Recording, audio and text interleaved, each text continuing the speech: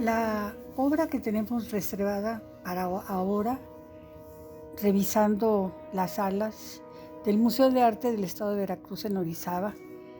encontramos un retrato de anciana, de Felipe Santiago Gutiérrez. La observación que se salta a primera vista es que parece más que un retrato de una persona con nombre y apellido y que así quiere pasar a la historia del arte. Es más bien un retrato de la ancianidad. Eso se da mucho durante la academia,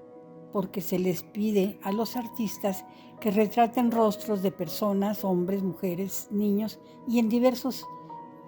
fases del desarrollo de la edad, del paso del tiempo, por las manos, por la piel, por los ojos, la mirada, el cabello, la indumentaria. Son distintos puntos que se les pide a los estudiantes en las academias. Bueno, estamos hablando del siglo XIX,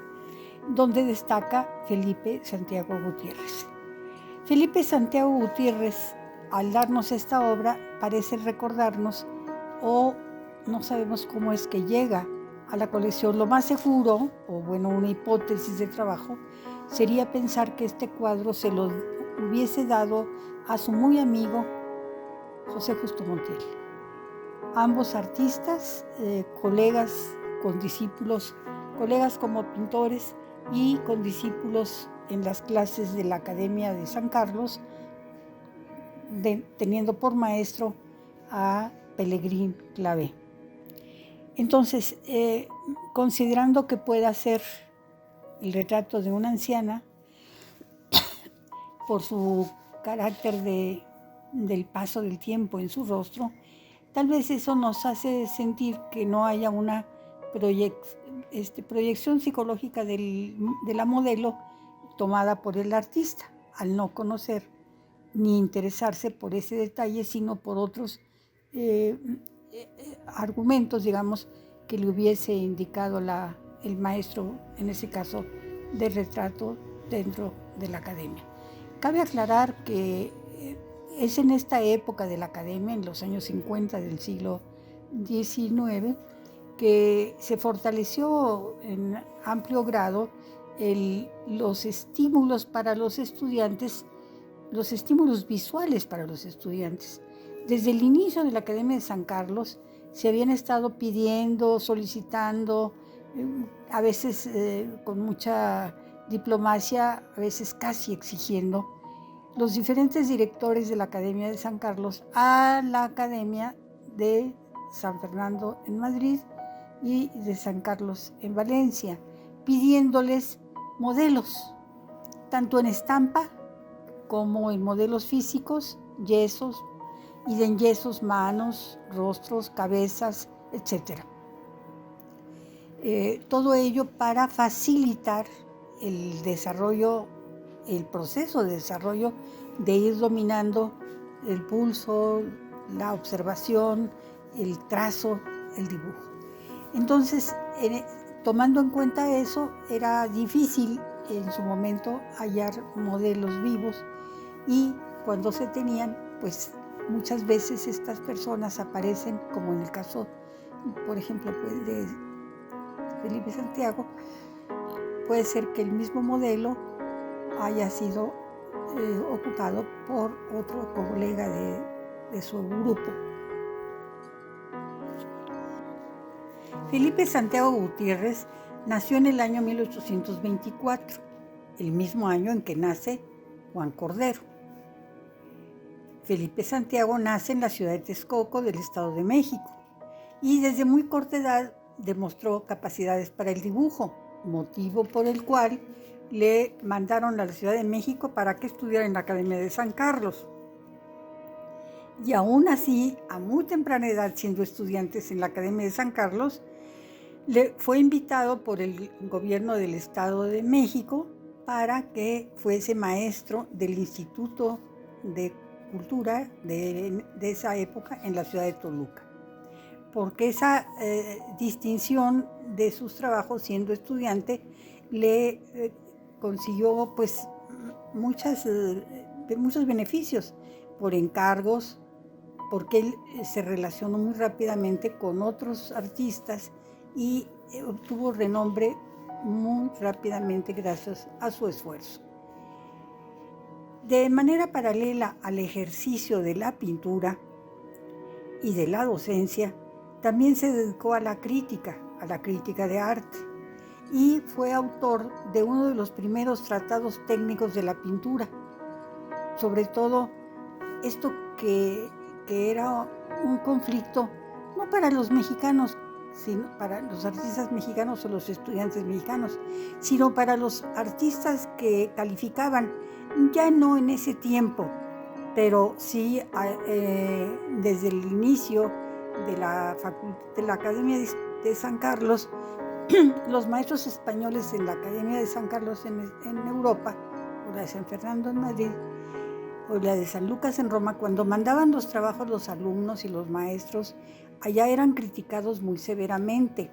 no por menospreciar a los extranjeros para ellos de su país, sino con el afán de querer ayudarles y dar a conocer todos las particularidades de un buen dibujo, de una buena perspectiva, de un buen dibujo anatómico, de las flexibilidades de los músculos y de todo el trabajo que una fisonomía requiere. Y es por eso que algunos grandes maestros del arte español en general solicitaban venir a la Nueva España en su momento para venir a dar clases, con el propósito de ayudar a los artistas, en este caso nacidos en la Nueva España o mexicanos. Tal es el caso de Tolsá, que dejó una gran obra en México en particular, habiendo él solicitado a venir y él trajo en el barco venir a México, y trajo en el barco muchas piezas clásicas, copias, yesos, bronces, que incluso se fastidiaron un poco en el viaje y él los recompuso llegando ya aquí a la Academia de San Carlos. Esto favoreció mucho el crecimiento de los alumnos para este tema de todas las leyes, o que llaman la gramática del dibujo. Y en esta época de Pelegrín Clavel, pues venía un gran maestro como lo fue Pelegrín Clavel o como lo fue Manuel Vilar en escultura, que requiere también un dominio de la técnica del dibujo para poder llevarlo después a la tercera dimensión. Ese es el caso de la importancia que tiene el Tratado de Pintura y Dibujo que hizo Felipe Santiago Gutiérrez, porque ya es un estudio de lo que él había recibido y para sus colegas y luego pues para sus discípulos. Recordemos que en el caso del paisaje, no es que no hicieran paisaje o no se fijaran en el paisaje, pero les faltaban las técnicas de mirar el paisaje, esos secretos, digamos, para llevar el paisaje a un lienzo, a una pintura, aunque sea de acuarela, en papel o a veces otras técnicas en tela, las trajo Eugenio Landesio. Y a partir de Eugenio Landesio surgen paisajistas del tamaño de José María Velasco. Entonces lo que hace Felipe Santiago Gutiérrez no solamente es un excelente retratista, como es el caso que estamos viendo ahora, pero también lo hace un gran maestro, un gran elemento de la docencia. Y por este libro, escribió varios, pero este libro fue por mucho tiempo utilizado en las prácticas académicas. Algo que también tiene en común con José Justo Montiel, Felipe Santiago Gutiérrez, es que su propósito de viajar tanto al interior del país como al exterior. En el caso de Montiel no viajó al exterior, pero en el caso de Felipe Santiago sí viajó a Colombia y en repetidas ocasiones montó academias. También estuvo en diferentes países de Sudamérica y viajó también a Estados Unidos. Entonces él traía, digamos, nuevas modalidades en el sentido de cómo concluir una obra o cuáles eran las temáticas que empleaba. Recordemos que de él hemos platicado en otra ocasión cuando el Museo de Arte presentó una exposición llamada Jauja, con dibujos de Felipe Santiago Gutiérrez, Ahí son casi todos paisajes con muy poca figura humana, pero cuando hablamos de esta exposición, decíamos que él había viajado por diferentes lugares, como por ejemplo en Nueva York,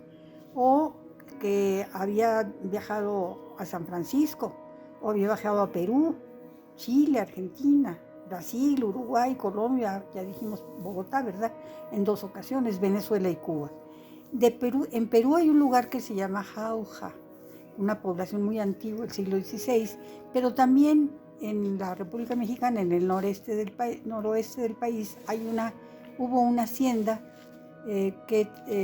textilera que también se llamó Jauja y que fue muy exitosa. Ambas sitios coinciden en el nombre y seguramente la espectacularidad de la producción de la textilera mexicana o la producción de plata en el caso de la ciudad de Perú pudo llevar a un dicho común que muchas veces ignoramos su origen cuando se dice estamos en Jauja, estamos en una gran productividad, en una gran abundancia.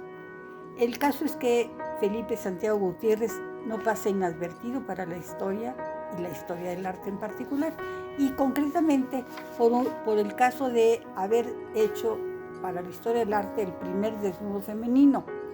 Él coloca al desnudo femenino en un escorzo perfectamente diseñado de la anatomía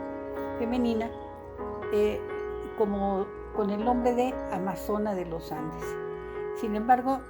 no lo hizo en los Andes, por supuesto. Lo hizo en Europa la pintura y felizmente forma parte del acervo, ese cuadro del acervo del Museo Nacional de Arte en la Ciudad de México.